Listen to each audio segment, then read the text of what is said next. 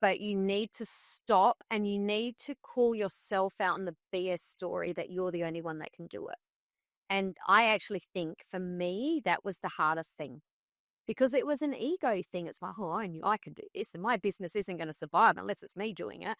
It was the biggest BS. And I can tell you within a week, I was just like I could exhale. I could feel my shoulders down. All of a sudden, I was happier. I was smiling more.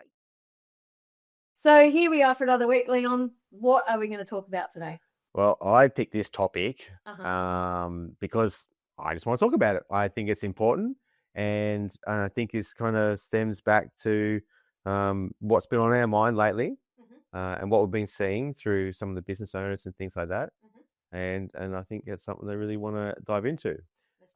So, what is that, you may ask? I am asking that. My little head is going, what are we talking about? Because I know we talked about lots of things, but you haven't actually shared the exact topic you landed on. Exactly. So, probably maybe pre-frame this a little bit by I'm a little bit against the hustle culture. A little bit or a little bit. Well, actually, I guess it is a little bit, isn't it? Because there is a balance. Yeah. And we very much land in the you've got to hustle sometimes, but you can't live there. Well, and that's a good point. I think, sometimes you sprint and sometimes you run the marathon kind of thing. So, there's energy expenditure. Yeah. You can't sprint a marathon. No. You will definitely burn out. 100%. So I want to talk about hustle culture and why this may not actually be the issue. It's like the problem to the, your attitude to the problem may be this one of those cases. So I think we've mentioned that about the past 4 episodes. Clearly, we like a bit of Captain Jack Sparrow. Yes. All right, tell me more. So I think probably the best way to look at it is what you might see. So if you're one of those people that, you're knocking out like 2 weeks worth of work hours, I should say, in 1 week, feel like you're getting nowhere, feel like your business has taken over your life, then this is for you. 100%. I know where we're going because we've had this conversation a lot lately. Yeah. So I think what it looks like really is that tired, burned out business owner that's just not making progress. Essentially. And so I boiled down to the 3 sections. That's like 3. You're my butcher, right? 3. There we go. 3 sections. Now, the first one, and we talked about this last week. Last week we had a lot of discussions, all right? Boundaries. Yes. Setting boundaries and actually keeping your boundaries. Yes. So in the case of when you're working too much, I think it's you're giving over, your business, your life, or your life into the business too much. You were talking about boundaries last week. So I don't know if you want to share any light on that. Look, I got a lot to share on this because we've been talking about this a real lot. You and I stepped away and spent time with family last week, and I'm so glad we did because it filled my heart, oh gosh. You and I, we're real family people. We love, we love our parents and our siblings and our nieces and nephews, and I just love to be around family. And one of the conversations that came up at the noisy dinner table with a bottle of wine, that's where all good conversations happen, was if you could go back to 1980 or if you could stay in 2026, which would you choose? And it was a fascinating conversation that went down all sorts of nooks and crannies. What I personally took out of it was it doesn't matter which one we would rather, because you can't go back to 1980, right? Because we're in 2026 and we can't turn back the clock. But there are some aspects of 1980 that we all agreed that we liked. And one of those was that we weren't 24/7 connected to devices and to the entire world. And the connection that we had out of hours, and the conversations that happened around, old school dinner parties. Like when we were kids and when I had a young family, we actually didn't go out for dinner. All of our dinners with friends were actual dinner parties in homes, and hosting and being guests. Remember the old bring a plate to the Yep. you just don't see that stuff as much anymore, right?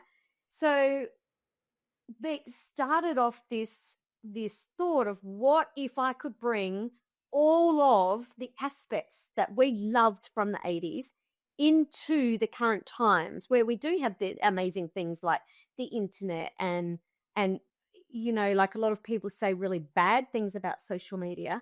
But I guarantee you that if I was flying to the other side of the world in a host of different countries tomorrow, I could reach out to people and go, hey, want to meet up? And they're people that I met on social media. So I don't think that we should completely slam, social media, like I am kind of seeing it slammed at the moment. However, how can we put boundaries around that? How can we, not be checking our email 25 times a day, or, even since we've come back, my phone hasn't been in the bedroom. I've been not checking Instagram on my phone. I've been checking it on my desktop, so that I'm only checking it once a day, because I've still got work there, right? There's still people that are DMing me. There's still conversations to be had. But how can I put boundaries around what I'm doing? So how can I bring the best, all of those things that we loved about, the 80s, the 90s, and bring them into 2026? And I think that has given me a lens of better boundaries in today's world. Yeah. You remember that saying everything in moderation? I Yeah. feel like social media is like that, because there is so many good things about social media. There is. But funny story. Now, I don't know the exact details, but there was someone that was trying to live off just bananas. Oh, I remember this. It was about maybe 2010. Yeah, bananas are good, right? Yeah. Well, you don't like bananas, but anyway, it's another. The smell of it. But the actual thing was that even though bananas are a really good fruit to eat, vitamins and that kind of stuff, vitamins and minerals. Yeah, you can't live off the one thing. It has a side effect, right? Yeah. So I feel like social media is along the same lines. So, yes. And even we talked about connecting. Yes. Sometimes you might go to a restaurant and then you look around and here's a family with their phones, and they're all on their phones, and they're scrolling. It's so and sad to see, isn't it? Like a group, like parents and the kids. We saw it a couple of weeks ago when we were out at dinner, because I remember saying to you, I actually felt really sorry for the kids. Yep. It's like we used to have awesome conversations around the dinner table with our kids. There'd be family arguments because we're all passionate. But there was so many laughs around the dinner table. And I mean, you've made my kids. You can, and that's what you're laughing at, right? Yes. We can call it interactions. No, they're arguing, but we're a very, very passionate family, and where your girls are a lot more quiet and reserved. I remember, they're pretty low key. Yep. Yeah, it's just different. Yep. But yeah, and even I remember my nephew saying to me, he used to come over. He was about 10. Honey Sam, how come your house is always so noisy? Because we're just really passionate people. We're always having fun. And, we used to do Friday night games, which was, even then, there was still, PlayStation. I think it was PlayStation 1. It wasn't even called PS1. Was it called PS1? Yeah. Yeah, we used to play Donkey Kong and Crash Team Racing. Oh, maybe that was Nintendo. Oh, might have been. Yeah, it would have been, wouldn't it, Nintendo? Oh, God. See, I'm not... On Friday night, anyway. On Friday night was old school board games, and it was, Monopoly or Pictionary or Scrabble or Cluedo or whatever it was. And I think that I've kind of gone a little bit off here, but it's the boundaries around the things that aren't allowing us to connect. Yeah. It's the boundaries around those things And I don't know if this is where you're going to go, but I feel like it's this 24 connectedness and no boundaries that's actually burning people out and not the work itself. Yeah, yeah. So the same as too many bananas aren't a good thing. Yeah. Same as I think that if with your business, for example, if you just do business, as much as you love it, at some point you'll go, oh dear, I think I've just had enough. Yeah. I've overdone it. Yeah. Yeah. So, and if you're someone that's in a job and your boss likes to text you at 8:00 at night, that's not on. Yeah. There needs to be a boundary for that. Yeah. So why do you do it to yourself? Well, in business? that's it. And really, you're not paid to be on 24/7. That's not why you're there. You're paid to provide something, whatever that thing is, but that wasn't to be on 24/7 call. That's exactly right. Yeah. And I think that even we have been guilty of this in the past where we're like, well, we've been in, we've had service providers that we've paid that haven't necessarily given us the service that we've needed to be able to get the results that we wanted. And for a little while, what we made that mean is we want to be there for our clients all the time. But providing the service and being there in business hours is, that is good service. And in actual fact, by having the boundaries and sleeping properly, connecting with the people that we love, getting out in the fresh air and exercising and going for coffee, which you and I do every single day because that's our thing, that is actually really good for my clients because I'm happy. Mm-hmm. So sometimes we need to think outside the square a bit around what good service actually is, because good service is us showing up for our clients in the best way that we can.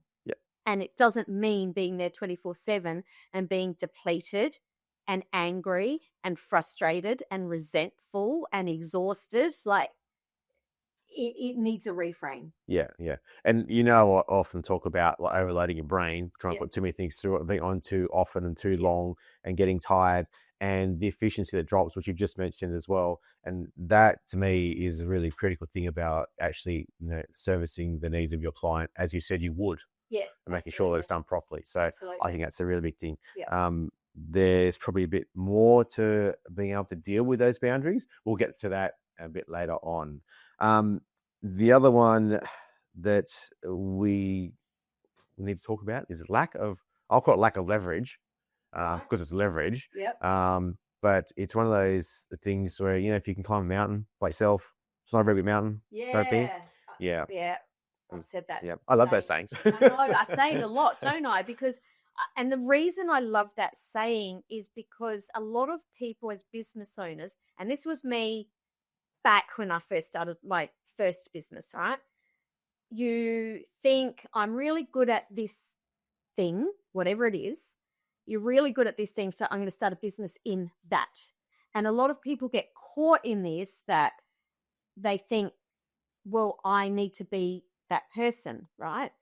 But in actual fact, I learned really early on, thankfully I had this most brilliant mentor that actually pulled me aside in the first couple of years and said, actually, for you to have the best business, you need to hire the best people, because your job is actually to build the business.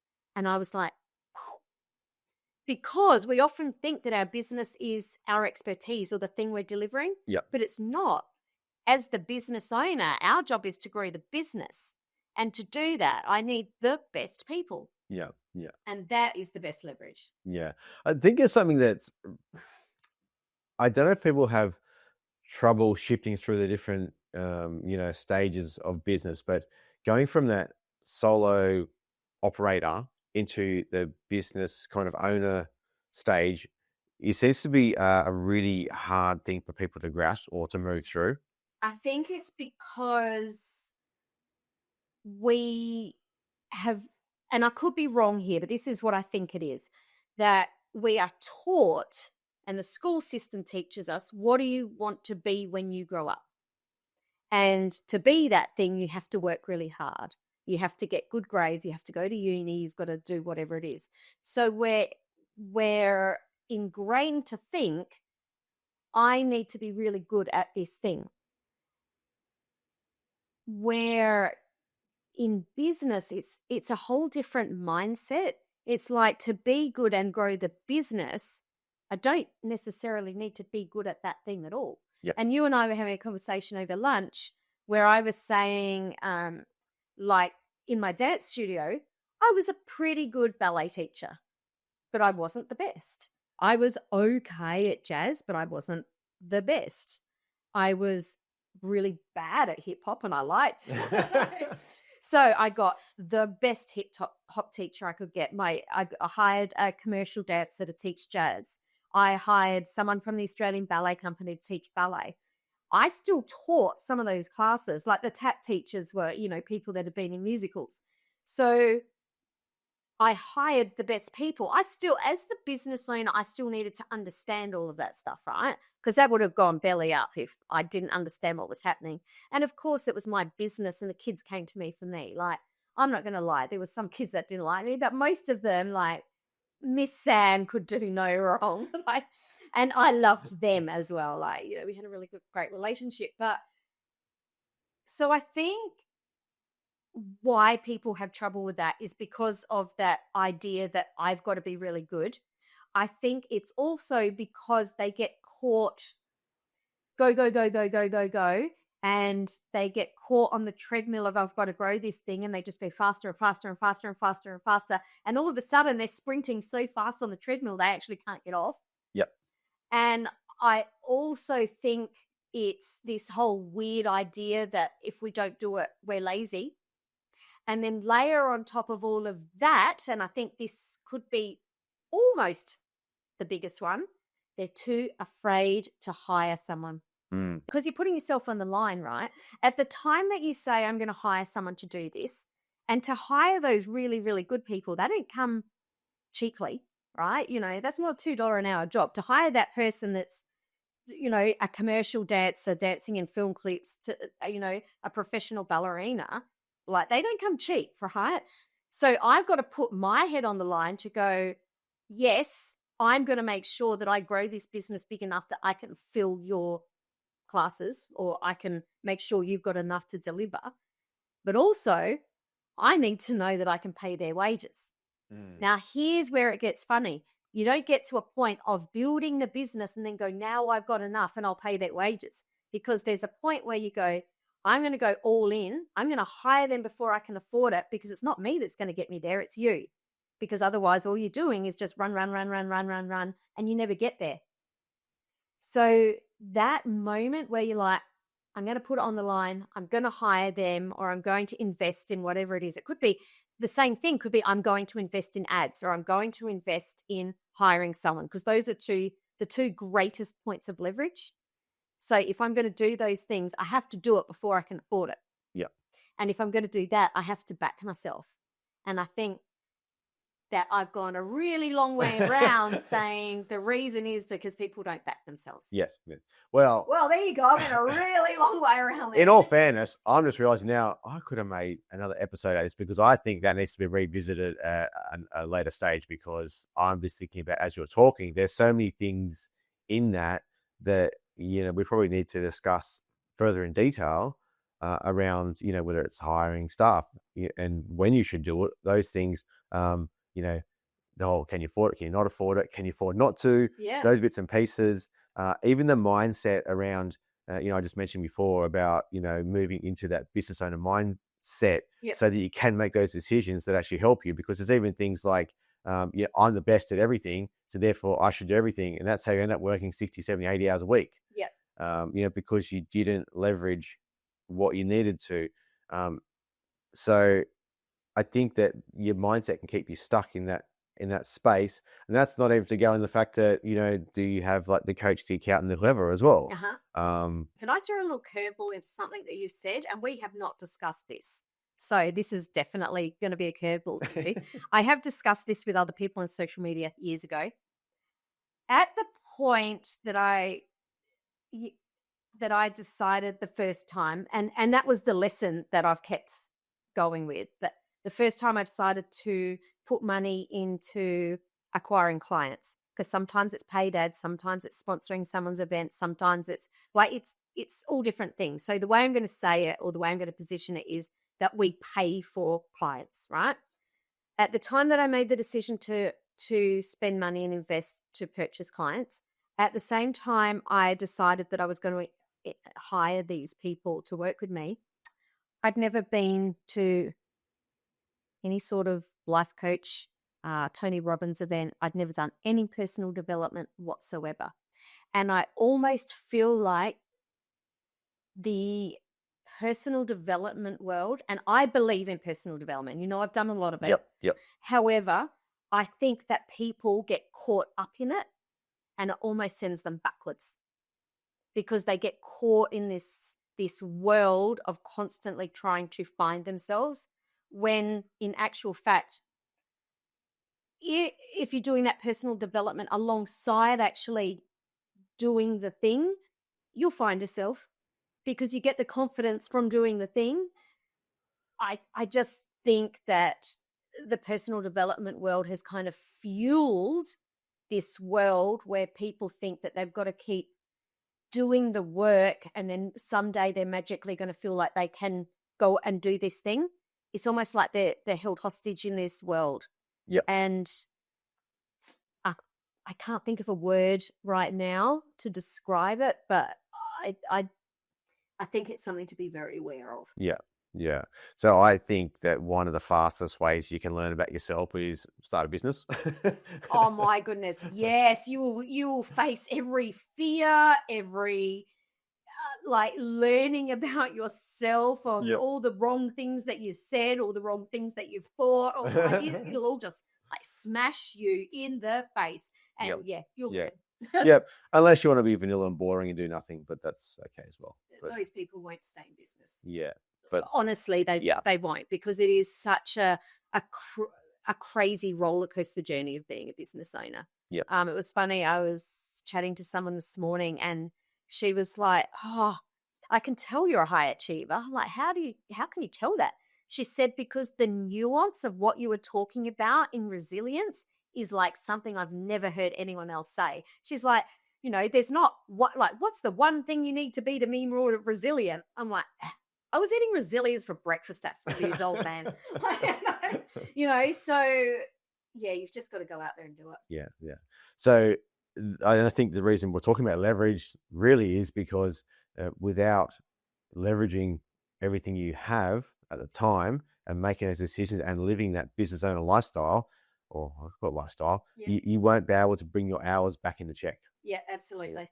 So the last point I was going to bring up is the fact that while you're doing all these things yourself, and it's all in your head, you have no systemic way of running this business. No.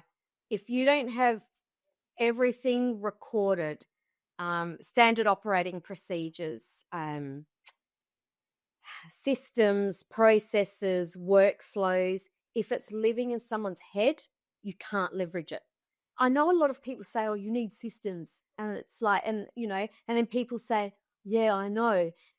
But let's talk about why. Let's talk about what happens when you've got systems, and then let's talk about the symptoms of not having the systems, because I don't think anyone actually talks about it in a deeper way. Yeah, well, I mean, don't have any systems is a bit of almost a throwaway line sometimes. Yeah, and then people go, yeah, I know I don't have systems. And life goes on exactly the same way, right?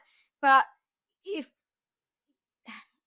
you do have systems, you can step away from your business and your business still continues to run without you.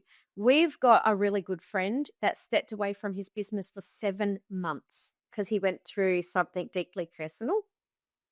He stepped away from his business for 7 months and his business didn't skip a beat. He still signed clients every week. His clients still were delivered every week. Nothing skipped a beat. And when he came into the business, his clients went, oh, we didn't even know you were away, because he never said anything. That is what systems are for. We used to take winter off every year.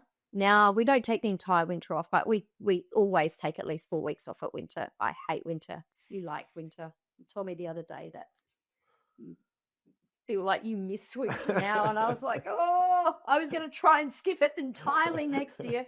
But anyway, before you and I met, I used to take our kids overseas for winter every single year, to the other side of the world, so that we could just live completely in summer all the time. They've seen 35 countries. That we've done so many amazing things with them and they've experienced so many amazing things because we had systems that ran our business, which meant our business could still run so that we could afford to do that. The difference is if you step away without the systems, your business just stops. The dollars stop coming in, the leads stop coming in. And when you stop having leads coming in, there's always a lag between new leads coming in and signing new clients. So you take a month off and don't do anything in your business, that could be like 3 or 4 months before you have money coming in the door again. That's the importance of systems. And, you and I just took 10 days off to be with family, and we didn't tell anyone that we were doing that. The only people that knew was our family and one other person, because I had to cancel something. No one else knew. Yet our business didn't skip a beat because the systems were in place and all of our team knew exactly what needed to be done. We still had leads coming in. We still had deliverables going out. We still had clients that were still getting what they needed. So in saying all of that, I've already mentioned the symptoms. If you don't have systems, you cannot step away without your business stopping. So yes, you can step away, but your business will stop. So you must have these. Also, if you ever lose a team member and everything's in their head, that can be a problem. You must have systems, processes, workflows. It all needs to be recorded. And I'm gonna go back to my scrapbooking days here, because I remember when I first started scrapbooking, I went to a workshop and they said the biggest trouble that they see when people start scrapbooking is they go, oh my God, I need to go back and record, from the day my baby was born, and the baby might be 21 years old now. And they're like, no, don't do that. Like, you start from today, and then if you get some extra time, you might go back and do some of the other stuff. Systems are the same. Don't sit down and go, holy shit, I've got 250 systems here that need to be recorded, and try and do it. Just start with the system that you're doing or the workflow that you're dealing with today. Like if you're onboarding a client, record the system, or sit down with a team member and record the system just for that today. Because at least tomorrow you'll have one system, not a list of 250 things that need to be done. Yeah. Now we're talking about, I just threw the number there, 60 hours a week. It could be 80 hours a week. Yeah, it could be easy. Not really sure, and whose of a case it is may be. Ideally, if you're working a lot less than that, what's my idea anyway? The thing is though, if you're going to be doing 60 hours a week anyway, or just use that number, and you're going to be doing these jobs anyway, yep. How much longer does it really take to record that process, like in reality? So here's the funny thing, because we talk about it takes time to do that, right? But here's the funny thing. Yes, it takes you 10 minutes to record it now, but it's not only will it save you that 10 minutes, 30 minutes every day forever, but all of a sudden that decision fatigue, or that place in your brain that was holding onto that, is gone. So tomorrow you feel lighter. You can move faster. It's not just the system itself. It's the fact that you've just relieved your brain of one extra piece of information. And let's face it, in this hyper, crazy connected world where there's like millions of bits of information coming at us for every second, the more that we can relieve, the easier it gets. The easier it gets, the faster you can move, which means you can record more systems, which relieves more pressure. So can you see where I'm saying? It doesn't take long. You're like, oh my God, I feel so much better. I'm going to sit down and record 10 systems today because I know how good it feels when I've done it. Yeah. Oh, can you tell I'm getting a bit excited? Well, what I was going to say was, actually, I was a bit excited about talking about some of these topics that I didn't really kind of frame it well enough, I don't think. Because one of the things that we've talked about is you didn't start your business to work 80 hours a week. No. That wasn't the thing. No. So, and when you say me, you mean everyone, right? Well, everyone, yeah. I just wanted to make that clear that like none of us decided to leave a corporate job that was 40 or 50 hours a week to go, yay, I'm going to now work 80 hours a week and earn even less. Let's do that. Yeah. Like none of us did. And that's exactly it, isn't it? Yeah. You didn't go start your business to earn less money and have less time with the people that you love and all those things that you want to do, or if you want to go build Lego, whatever it is, we're not judging, whatever you want to do, but it's your thing. That's not why you started the business. So to continue on doing the same thing, getting the same result, thinking that you're going to save more hours next week and make more money next week, it's not going to happen. No, that's because you cannot run, you cannot sprint your way through that. Yep. You cannot do it. You can sprint your way to burn it though. How do I know? Because I've been there. Yep. The day that someone looked at my calendar and went, cool, tell me where the U time is and tell me where the hobbies are. And I looked at him in the face and went, what do you mean? I'm a business owner. I don't have hobbies. I don't have me time. What are you talking about? And he went, that's your problem. And we changed it. I was chatting to someone just yesterday. Gee, I chat a lot, don't I? So I was chatting to someone yesterday because he said to me, oh, you can be saying that it's not going to change tomorrow, but like 6 months down the track. I'm like, no, not 6 months down the track. Once it was pointed out to me that it had to be changed, and once I, sat down with my coach, she went, I can't do that. My business needs me. I have to be here 60 hours a week. And he called me on it. And I went, all right, I'll try your way, but it's not going to work. My business needs me for 60 hours a week. Like he humoured me. And the next week I picked up Connor from school, my youngest, and he was used to going back and sitting in the business till home time. I picked him up and I went, we're going to go get a milkshake. He's like, oh, cool. And I did it every single Friday forever from that point. We never, ever, ever went back to the business on Fridays after school again. And I was able to go and help in the canteen. I don't know if they even have canteens anymore in schools. Yeah, pretty sure. I went on all of the school excursions with them. The kids loved it. The teachers loved it because it was always me. They knew that they could rely on me. The kids would always come and, fight over who was going to sit next to me in the school bus. I think it's because I'm short and they felt like I was one of theirs. But what I'm trying to say is it requires a change of thinking, because it's not working harder that made that happen. It was the opposite. It was the absolute opposite. It was like, stop. Everything that you've believed to this point is a lie. You need a new belief now. And then that's how it all changed. Yeah. And can I just say, you know me really well, and I want to really be brutally honest here. Have I lived that forever, or do I still get caught up in 60-hour weeks every now and again? Yeah, I think it can creep in. Yeah. Before you know it. Be honest and say that sometimes it does, and that I still catch myself out and go, oh my goodness, stop. What are you doing, woman? Like, let's take a stop, because I'm human, and I want to make sure that we're telling the real story of what happens behind closed doors. Yes, we did just take 10 days off, and I think I logged on for 20 minutes a day, because I still do want to make sure that I was checking, our client portal to make sure their questions are being asked and reviewing. We still have client support, yes. Yeah, like we still have other coaches working for us, but I still want to make sure that everything, that I'm just not leaving them alone. So I still did work 10 to 30 minutes a day, but I'd rather do that than... That is a very small price to pay for being able to go and do things you want to do. That's exactly right.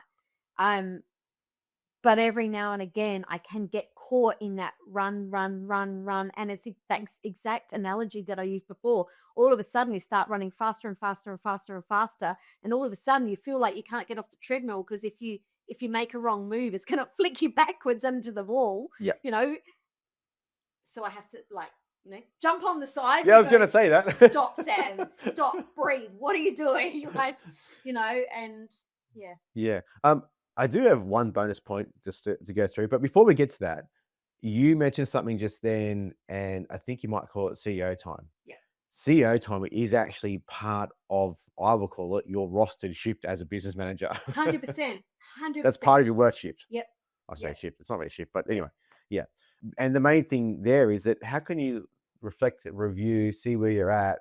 And, because you're the boss, you need to be the one that's steering the ship. And if you're not steering it, it will steer you. 100%. 100%. When we skip CEO time, it's never a good week. It's happened. This is the part that it's happened less because we know the importance of it. So there is always CEO time in our world.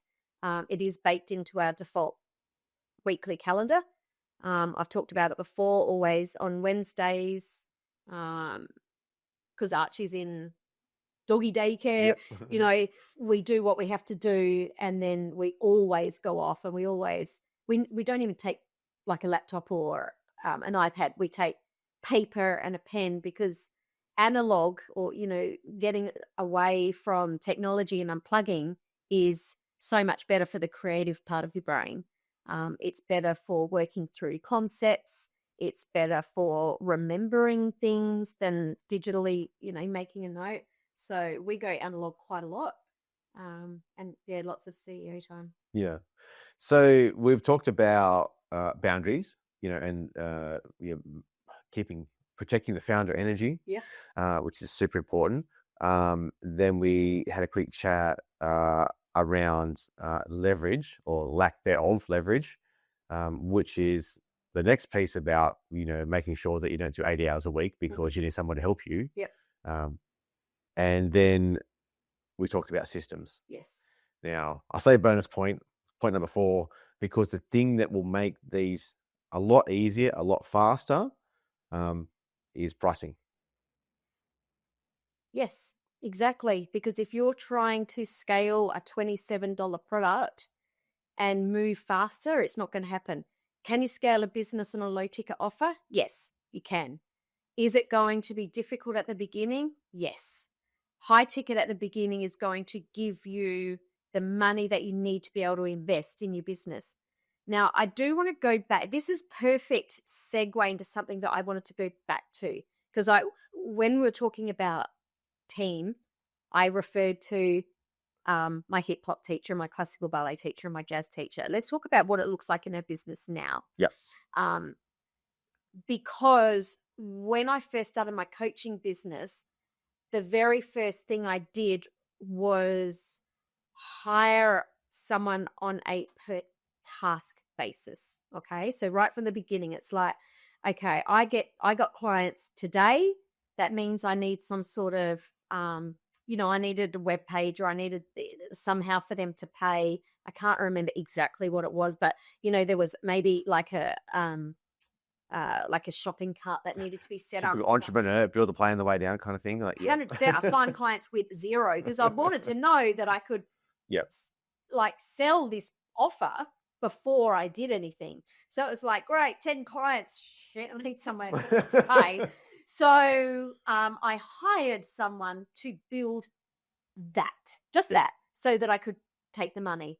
Then I hired someone to build the client portal, or someone to create I can't remember now. There was probably some branding to go on some slides for a webinar or worksheets or something like that. But essentially, I didn't hire anyone full-time. I hired people to do that. Now, yes, there's Canva.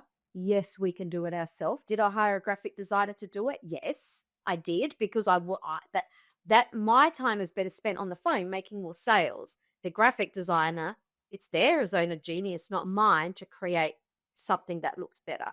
So it looks like that at the beginning. My next hire was a part-time person that worked just for me. And it was like the admin, it was calendar management, it was the setting up webinars, it was the hooking up of funnels, it was the email. It's all that like admin kind of stuff. And then that turned into that person being full-time. Then it turned into, we had video people and audio people that were on a per task basis. Then that turned into them being part-time. Now they're full-time. So you don't need to be able to put everything on the line and hire a full-timer now. Like our clients have got, part-time VAs that are handling all of that admin stuff, for less than $200 a week. Like if you were paying less than $200 for someone to take 20 hours of stuff off your desk so that you could make more sales, or you could create more sales pages, or you could create more marketing, or you could do more networking. Like, that makes way more sense to me. Yeah, absolutely. I think there's what did you call it? $20 tasks or $5 tasks, something along those lines. Low value tasks of whatever that denomination is. But if you're doing them instead of like, the marketing or the sales calls or whatever it is you should be doing, what's that net result that you've just cost yourself? Yeah. And it's not going to be, if you charge yourself out $500 an hour, something like that. It's not that. No. It's like, it's the full. Could you have signed like 4 more clients at, $10,000 for the year or something? That's exactly right. So you're doing a $5 task here, but you could have made like 40,000 for the year there. Like, it's bigger than what you think it is. I just thought of. So when I worked in local government, we had a cleaner that came and emptied our bins in the afternoon because she came through the office. Her name was Maureen. Loved her to bits. She was the funniest person. Shout out to Maureen. And there was the tea lady. I love the tea lady because I was really nice to her. She used to keep Kingston biscuits on the side. Hey, that's all right. I know how to leverage a Kingston biscuit. I can't remember the tea lady's name. But anyway, you doing the $5 tasks is the corporate version of emptying your bin at the end of the day and going and opening the packet of Kingston biscuits and making your own coffee. Yeah. Like, that's essentially what it is. Yeah. So I think we can go deeper with that. We probably should stop it there, though. There's probably a good excuse to have another episode on that later on. What would you say to anyone that's, staring down the barrel of 80 hours next week and the week after and the week after that, in the ways to, what's the first step they could be looking at? The number one thing you need to do is stop, put your legs on the side of the treadmill and take a breath. Little jump. Do a little jump on the treadmill. You need to take a breath and you need to look at your calendar and be brutally honest. Because I can guarantee you that if you're doing 80 hours a week, there's going to be at least 40 hours of stuff there that doesn't need to be done. And there's going to be probably another 20 hours of stuff that you don't need to be doing. But you need to stop and you need to call yourself out in the BS story that you're the only one that can do it. And I actually think for me, that was the hardest thing. Because it was an ego thing. It's like, I knew I could do this and my business isn't going to survive unless it's me doing it. It was the biggest BS. And I can tell you within a week, I was just like I could exhale. I could feel my shoulders down. All of a sudden I was happier. I was smiling more, Even my staff went, oh, thank God you were turning into a bratty bitch. But I had to call out my own BS. I'm not that important. I'm not that amazingly smart that only I can do it. It's not the way I'm meant to be. And just stop and say there is another way. And then from there, it's just what is the next step. It's not the 250 systems tomorrow. It's not hiring 10 full-time staff. It's what's the next tiny little thing that I can do, because those tiny little 1%ers and 2%ers, they add up really fast. And it's like the same way that compound interest works, right? It starts off a little bit, but every week it gets bigger and it gets bigger and it gets bigger until all of a sudden you're 6 months, 12 months down the track and you've got a completely different business and you've got a completely different life and a completely different outlook on life and your business. And you started this conversation by saying that our business supports our life. And I think that essentially everyone logically knows that, but there's so many people that haven't experienced that. And that's why we do what we do, because your business gives you the opportunity to have the money and the time to create memories, to go on the holiday with your kids, to, be with your family. And, with what we're going through right now, it's really important to be with family. And that is why we, yes, we do what we do because we really care about our clients.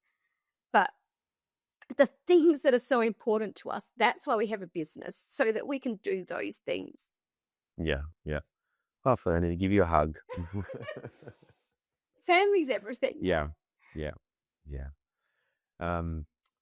Takeaways from me from this one. I've worked with a number of different people over the years, and some of the business owners. One of them, that's a good friend of mine, Richard. He kind of taught me a lot about acting as the business owner. And what he did was remove the emotion from it. I'm getting emotional now. Remove the emotion from the decisions that you make, because it's a business. Yeah. So if it's not going to be supporting your goal of growing the business and fulfilling the lifestyle that you are after, then you need to think about what you're doing. So if he looked at it and went, well, it does this get me towards my goal, away from my goal, he will make a decision based off that. Not because he thought he was the best at whatever it was either. That was something he had to deal with as well. He removed that, and that was something that helped him move towards those goals. So when you put your CEO hat on and go, right, where are we at? What are we doing? Jump on the side of the treadmill. Yeah. And actually look around and go, what's going on from a very analytical and, non-emotional point of view, then you can really start to get, okay, well, this is the plan I'm going to move forward with. I love the way Richard thinks, because not only does he think from a very logical standpoint from the decisions, but I think he was the first person that I'd ever met that it was like, let's just worry about the next 5 minutes. Mm-hmm. Like, so many people try and make decisions about like what happens like next year or in 5 years or in 10 years. But I remember he's like, oh, I bought the boat, and it's like, oh, what happens if you can't afford it? You go, sell it. Yeah, that's it. Yeah. Like, holy shit, it is that actually. He's going, I'll just buy another one later on. Don't worry about it. I'll just sell it, put that money in the business so that I can make more money. I'll just buy another boat. I'm like, oh shit, that's good. You can get caught, thinking about, and again, I think this comes back to the school system and the way that we're like, what do you want to be when you grow up? What do you want to be so that you're that for the next 50 years? What a lie. Like, you only need to worry about the next week, 2 weeks. It'll all work out. Yep. It will all work out. Yeah. Oh, God. The last thing I was going to say as well is something that I heard this quote during the week before, I can't remember what it was. But how can you halve your hours and get twice the result? I love, ever since you read that and you mention it to me like about 10 times a day, I love it. I love it because it's putting a really beautiful lens on everything that we're doing. Yeah. Leverage everything. Leverage it to, well, I won't say what you normally say. So I think that's where we'll leave it today. Any last comments? Any last thoughts? I'm going to say it again. Create your business through the lens of exactly what you want to be doing. And when you know how you want to be living your life and what you want to be doing, then all you need to do, and it is this simple, I'm not saying it's easy, but it's this simple, make that amount of money so you've got the time to go and do that thing. I think I just want to reiterate that you're the one in the driver's seat of your business. Yes, there are external factors. Business isn't as easy as it was, but we're still in the driver's seat. We're still able to move forward, make money, have the time to do what we want. But it's up to us to make the decisions and steer it in that way. It may mean you need to do some pivots. It may mean that you need to make some changes. But just put your legs on the side of the treadmill, take a breath, and think about what needs to happen and get some help. As in, whether it's a coach, whether it's some help from a team member, whether it's reaching out to someone in your inner circle that knows business, only talk to people that know business, then do that. Yeah. It's funny because sometimes family aren't the best asked business questions. Sometimes. Well, okay, that's all right. Never. Yeah. But I would like to reach out to everyone, and if you have anything you'd like to share or comments you'd like to make, or any other questions for us, I'm sure Sam's happy to answer them. I love answering questions. You can find our Instagram handles below, so please send us a message. So, thanks, Leon. That's it. Great. great steering of the questions. And sorry, I cried. And I think we'll call it that. So thanks for joining us again on the podcast, and we'll see you next week.